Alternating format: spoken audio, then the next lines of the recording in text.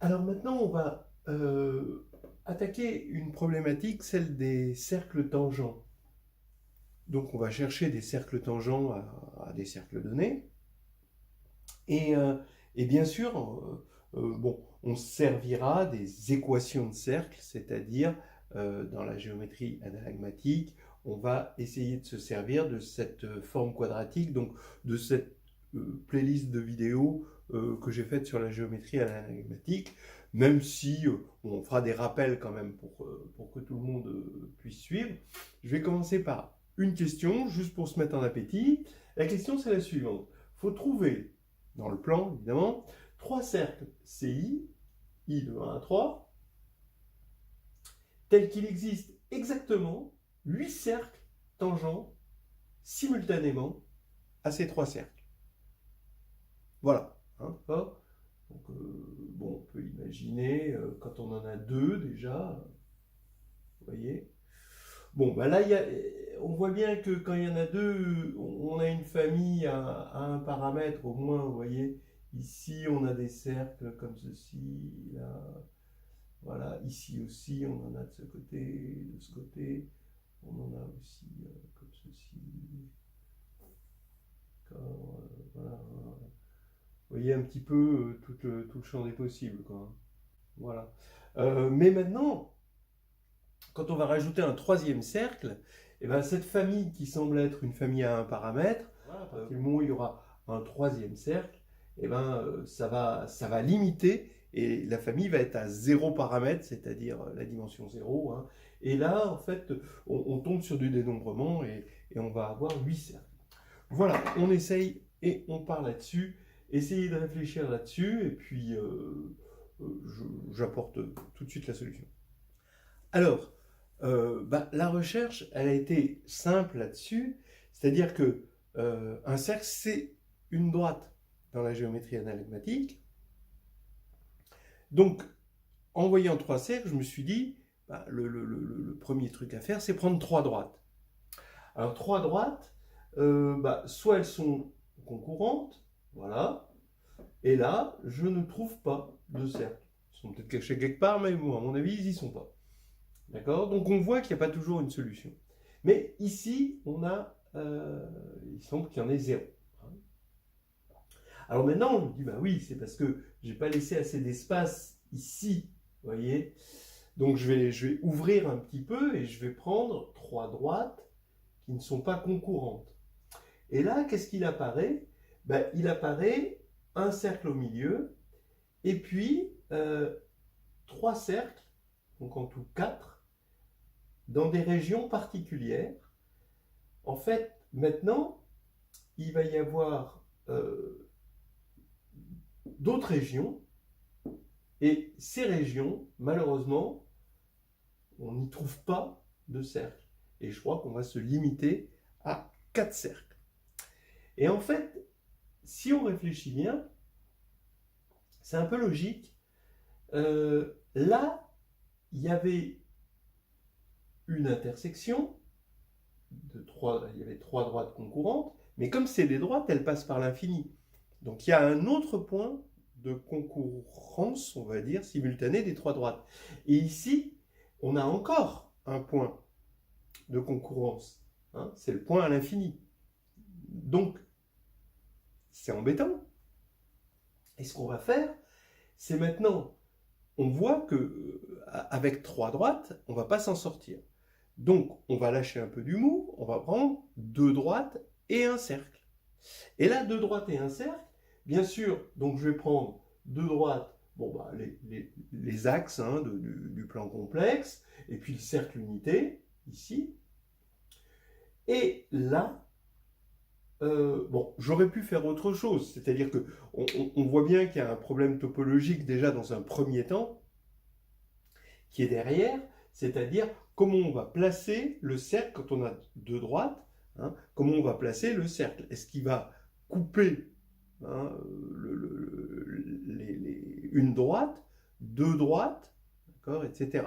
Et de quelle manière il coupe. Donc là, il va couper, le cercle va bien couper les deux droites. Et là, hein, puisqu'on a pris les deux axes et puis le cercle unité. Et bien là, on voit qu'il y en a 8. 1, 2, 3, 4, 5, 6, 7, 8. Voilà. Alors, maintenant, qu'est-ce qu'il faut faire? Ben, 1, il va falloir prouver qu'il y a bien 8 cercles, parce que là, on a fait juste des dessins, et puis trouver leurs équations. Et puis, deuxièmement, résoudre le problème, parce que pour l'instant, on ne l'a pas fait, parce qu'on avait dit 3 cercles, on n'avait pas dit 3 cercles ou droites. Alors, résoudre le problème. Alors, je vous laisse y réfléchir un petit peu, et on va passer à la solution de 1 et de 2. On ne poussera pas les calculs jusqu'au bout, mais surtout pour 2, parce que, bon, voilà, je ne vais pas sortir toutes les équations, mais montrer comment on les calcule, quoi, hein. Voilà la réponse, on va trouver les équations des 8 cercles. Bon, sans aller jusqu'au bout, bon, parce qu'au bout d'un moment, on a compris, on peut laisser les machines se débrouiller. Si les machines le veulent bien. Open the pod bay doors, Hal. I'm sorry, Dave. I'm afraid I can't do that. AX2 plus Y2 plus 2BX plus 2CY plus D égale 0. Voilà la forme générale d'une droite au cercle, avec A différente 0 si on veut que ce soit un vrai cercle, et A égale 0 si c'est une droite. Et donc, bon, ça c'était toute une histoire dans une playlist sur la géométrie analagmatique. À un cercle, on lui associe A, B, C, D dans R4. Mais ce n'est pas juste l'espace vectoriel R4, c'est l'espace vectoriel muni d'une forme quadratique, B2 plus C2 moins AD. Alors à quoi sert cette forme quadratique? À tester si c'est un vrai cercle, ou si c'est un cercle point, ou si c'est un cercle imaginaire. C'est un cercle qui est dans notre tête, quoi. Qui est dans notre tête, mais aussi qui est dans les complexes. Ici, c'est la forme B2, ici, donc à ce quadruplé, on associe B2 plus C2 moins AD, et il faut que ce soit strictement positif pour que ce soit un cercle. Si c'est nul, c'est un cercle réduit à un point, et si c'est négatif, c'est l'ensemble vide. Et à cette forme quadratique, on associe bien sûr la forme polaire qui va être BB' plus CC' moins AD' plus A'D sur 2, donc c'est vraiment la forme polaire. Bon, alors, quel est le rapport avec les cercles tangents? Le rapport, c'est ce qu'on appelle l'invariant analagmatique. C et C' sont tangents, donc deux cercles qui vont être donnés par deux quadruplés U et U', hein, avec des... Voilà. Et ils sont tangents si et seulement si, quand vous faites un dessin, vous voyez bien qu'il faut que R plus R' soit égal à oméga, oméga', où oméga, oméga' sont les centres des cercles C', et R, R', les rayons.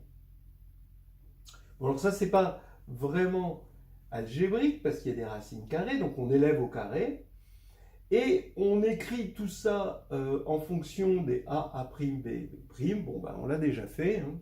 Et on obtient, en fait, phi de U, U' est égal à Q de U, Q de U'.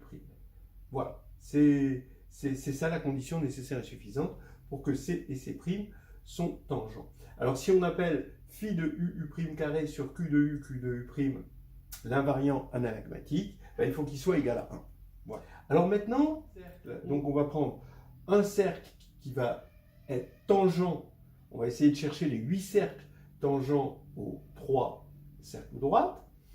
C1, c'est le cercle unité x2 plus y2 égale 1, donc 1, 0, 0, moins 1. C2, on va dire que c'est l'axe des y, comme ça. Donc ça veut dire, on va prendre 2x égale 0, l'histoire de normaliser, pour avoir 0, 1, 0, 0, et l'autre c'est 0, 0, 1, 0, c'est l'axe des x. Voilà. Et donc on écrit nos équations. On va écrire phi de u' carré égale q de u'. On va prendre pour u', u1, u2 et u3, et pour u, ceci. Alors, quand on va dire que C est tangent à C1, on va avoir immédiatement avec cette formule que A moins D carré, donc à cause de ceci, là ça va faire 0, le membre de gauche, donc on va avoir A moins D carré, là le sur 2 au carré ça fait 4, donc je multiplie par 4 de l'autre côté, ça fait 4B2 plus 4C2 moins 4AD, d'accord, à cause de ça. Et puis l'autre ça fait 1, donc on ne le voit pas, mais ce moins 4AD on peut le passer de l'autre côté, et là ça va faire plus D ici, donc j'efface sur place.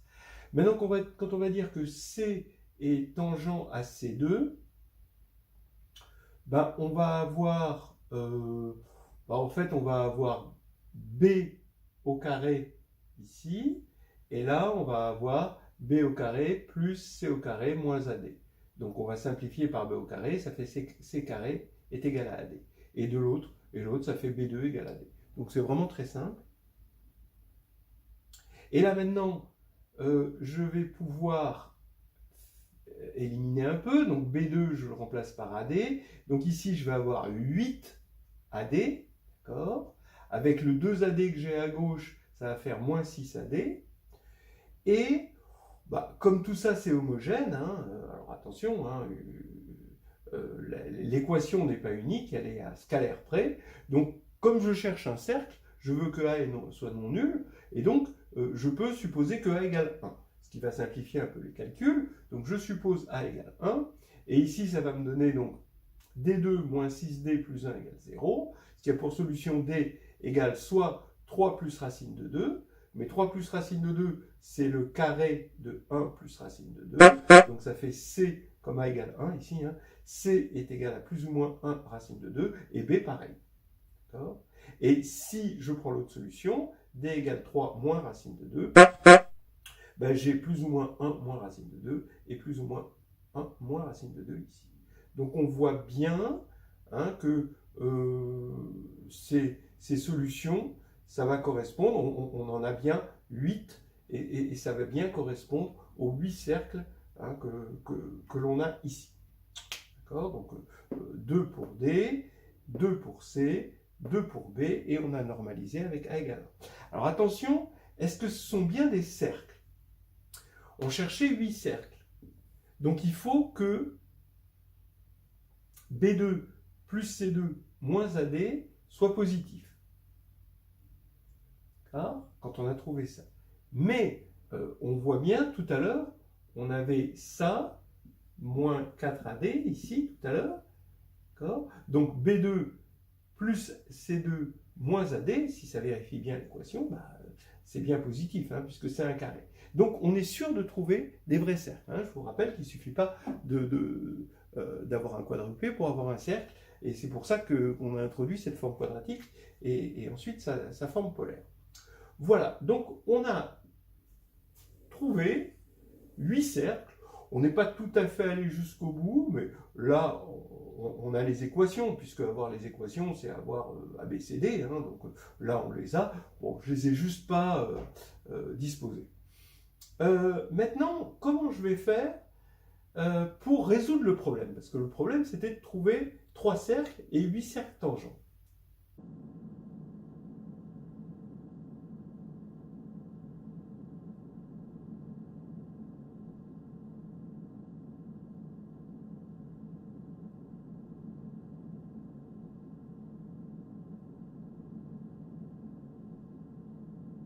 I'm sorry, Dave.